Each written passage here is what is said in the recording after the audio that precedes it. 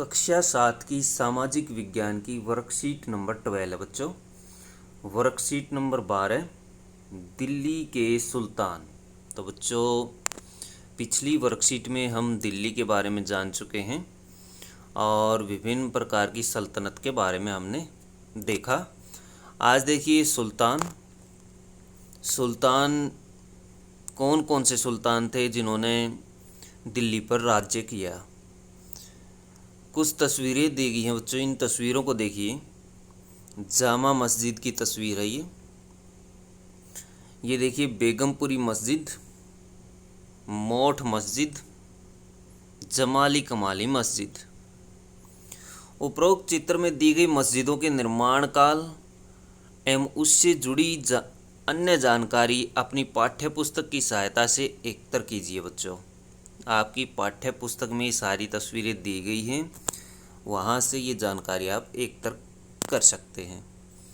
दिल्ली के आरंभिक सुल्तान विशेषकर इल्तुतमिश सामंतों और जमींदारों के स्थान पर अपने विशेष गुलामों को सूबेदार नियुक्त करना अधिक पसंद करते थे। इन गुलामों को फारसी में बंदगाह कहा जाता था बच्चों, तथा इन्हें सैनिक सेवा के लिए खरीदा जाता था। किसके लिए? सैनिक सेवा के लिए इनको खरीदा जाता था।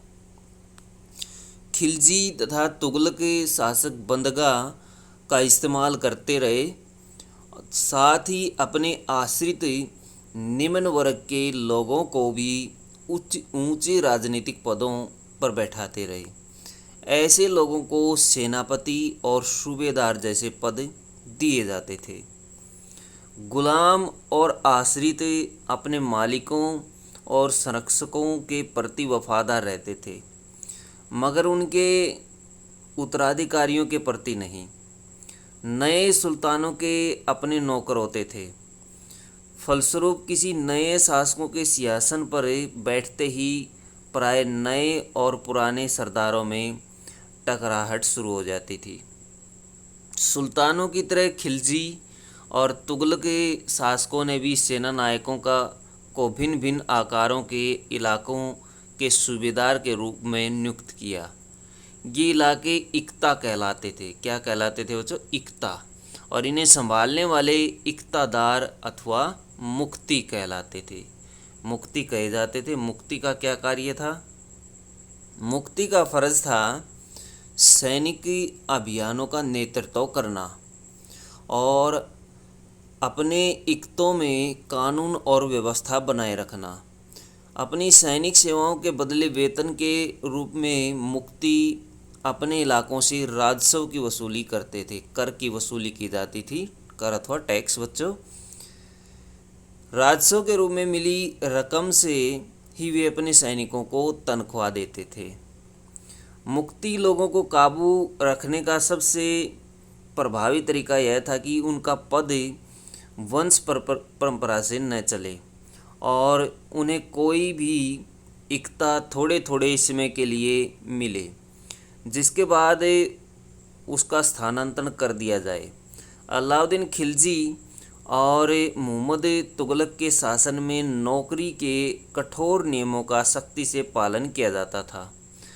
अलाउद्दीन खिलजी के शासनकाल में भू राजस्व बच्चों, भूमि पर लिया जाने वाला टैक्स के निर्धारण और वसूली के कार्य का राज्य अपने नियंत्रण में ले आया।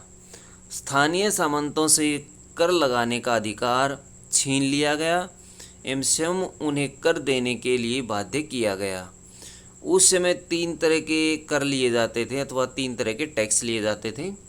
कृषि पर, जिसे खराज कहा जाता था, और जो किसान की उपज का लगभग 50% होता था, यानी जितनी फसल होती थी उसका आधा हिस्सा देना पड़ता था। मवेशियों पर, मवेशी होते बच्चों पालतू पशुओं पर देना पड़ता था। घरों पर भी देना पड़ता था। हाउस टैक्स बच्चों, जो आज के समय भी दिया जाता है। तो बच्चों देखिए, इससे संबंधित कुछ प्रश्न हैं। प्रश्न नंबर 1, यदि आप सल्तनत काल में इक्तादार होते तो आपको कौन कौन से कार्य करने होते? तो बच्चों ये इक्तादार के कार्य दिए गए हैं सैनिक अभियान का नेतृत्व करना, व्यवस्था कानून व्यवस्था बनाए रखना, कर की वसूली करना, ये इसके कार्य दिए गए हैं। अलाउद्दीन खिलजी के शासनकाल में कर की प्रणाली की विशेषताओं का वर्णन कीजिए। तो कौन कौन सी कर प्रणालियाँ थी बच्चों? ये 3 कर प्रणालियाँ थी। अलाउद्दीन के शासनकाल में भू राजस्व के निर्धारण और वसूली के कार्य को राज्य अपने नियंत्रण में ले आया। स्थानीय सामंतों से लेकर के कर लगाने का अधिकार छीन लिया गया और स्वयं उन्हें कर देने के लिए बाध्य किया गया। और उस तरह से ये 3 तरह के कर लिए जाते थे, कृषि पर, मवेशियों पर, घरों पर। तो ये आप इसमें लिख सकते हैं कर से संबंधित। तो बच्चों ये थी आपकी SST की वर्कशीट। वीडियो अच्छी लगे तो लाइक करें, हमारे चैनल को सब्सक्राइब करें।